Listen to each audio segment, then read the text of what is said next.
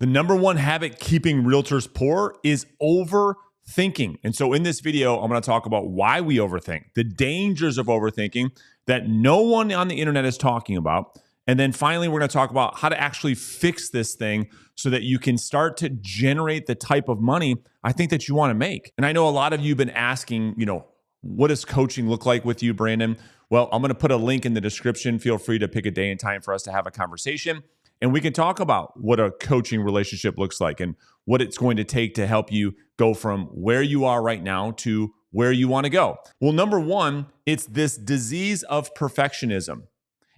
Overthinking is this idea or attempt to avoid uncertainty. And here's what agents believe. If I just plan enough, I can guarantee my success. In reality, however, perfectionism, as you know, is simply what? Procrastination in disguise.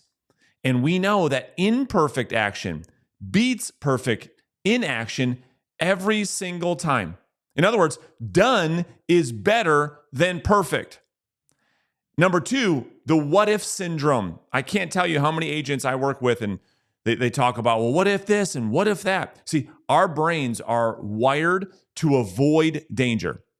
Most agents get stuck in asking, what if the prospect says this and what if that happens and what if they say that? And all this what if gets them into a point where they just are paralyzed. And that behavior leads to avoidance. And so when we think about making calls or putting ourselves out there, our brain interprets that possibility of rejection as a threat. This activates, of course, the brain's amygdala. This is the fear center in the brain, which then triggers hesitation and avoidance. So instead of doing the scary thing, picking up the phone, making the phone call, going to knock the door, going to the networking event, doing the webinar, doing the open house, we do the safe thing. We do more research. We do what we think looks productive, organizing the CRM, working on our logo, working on our website. And it tricks our brain into thinking that we're being productive when really we're not. It's simply what I call creative avoidance. It's doing the safe tasks that feel like work, but don't actually move the business forward. Number three, addiction to dopamine and instant gratification. And boy, oh boy, is this running rampant through the real estate industry. You see, the small safe tasks that we're talking about, like making the pretty Canva post or organizing your leads or downloading a new script and reading the script and all these types of activities give us that quick dopamine hit. Meanwhile, prospecting or door knocking, it doesn't give us that immediate reward. So the brain tricks us into choosing the quick thing, the quick dopamine hit, the quick task that when we do them, we get the little hit of dopamine. And over time, this reinforces that avoidance habit. So as humans, naturally, we discount future rewards and overvalue present comfort. As an example, making phone calls, prospecting, calling past clients, doing a client event, doing an open house could mean you make a $10,000 or $15,000 commission a few months from now. But scrolling social media or posting something or making a little flyer feels good right now. This is why agents get stuck in creative avoidance instead of taking the actions that actually generate income. So what are the dangers of overthinking? See, these are the things that nobody is talking about. Well, number one, erosion of confidence. You see, the longer you stick in this preparation mode without actually taking action, the more doubt creeps in and keeps you stuck in the habit of analysis paralysis. So the more and more you give into this, what if syndrome and not taking action and over prep and overthinking, the more and more you keep doing that, the more and more you make this little insignificant problem a big one. And you see, confidence comes from action, not preparing to take action. See, thinking about working out versus actually working out. The thinking about getting in shape does nothing, as you know. It's the actual working out. Ambition to wake up early versus actually waking up early. reading the new script versus picking up the phone and actually calling somebody. You see, those actions is what leads to confidence. And the more you get stuck in this world of preparation and overthinking, your confidence is at threat. Overthinking magnifies these small little problems, like I just talked about, and turns them into big ones. You see, one of the biggest questions I get from agents, it's like, well, what's the best dialer? And they obsess over this dialer or that dialer. I'm not kidding. I had an agent one time who, for 6 months, I talked to him. We put together a plan. It's like, okay, here's all the tech that you need. Here's where you're going to get your leads. Here's where you're going to get your data. Here's the dialer to use, et cetera, et cetera. 6 months later, I have another conversation with this agent. I'm like, hey, dude, how's it going? And he's like, well, I'm still trying to figure out what dialer to use. I'm hearing all this, this one's better than that one. I'm like, wait a minute. You haven't made a phone call yet in the last 6 months? No, I've been researching all these. See, this is exactly what I'm talking about. This happens all the time. And it could be happening to you, which is why it's the thing that's keeping you from making amazing money. This idea that everything needs to be perfect before you do something. Perfection is unattainable. There will be things that always need to be improved. Number 2, mental exhaustion. So too many decisions, too much on the mind, overthinking equals to what? No decision. This is the brain's fatigue. You feel tired, you feel busy without actually accomplishing anything. That's why so many agents tell me, man, I'm just exhausted. I feel burnt out. And meanwhile, the results would say something very, very different. It's like, you feel burnt out.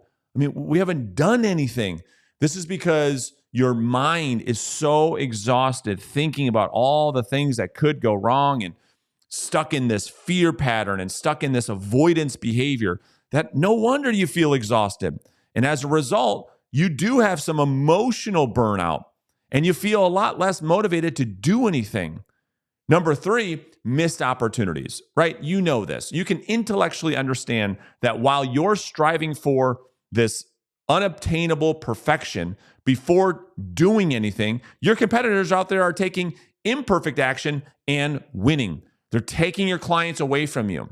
And every day you overthink instead of taking action, you delay progress and you delay learning. You see, the learning is in the doing. It's not in the preparation of doing. So it's like push-ups with bad form are still better than no push-ups at all. So while you're researching the perfect script and the perfect this and the perfect that, your other competitors are getting stronger. And the biggest opportunity missed of all, like I mentioned, is that the learning is in the doing. You'll learn more in a 1-hour listing appointment with a real seller than you will in preparing for a presentation for 5 days, 15 hours. You'll learn more in that 1 hour than all of that time combined. And number 4, mental illness. This is real. There was a Harvard study that showed that overthinking is linked to anxiety and even depression. This is because your body stays in this constant state of worry, which makes execution almost impossible.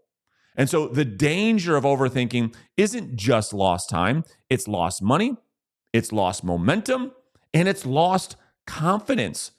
So while you're stuck in your head, another agent out there is taking the listing that could have been yours. So let's talk about how to beat overthinking. Number 1 is the just one technique.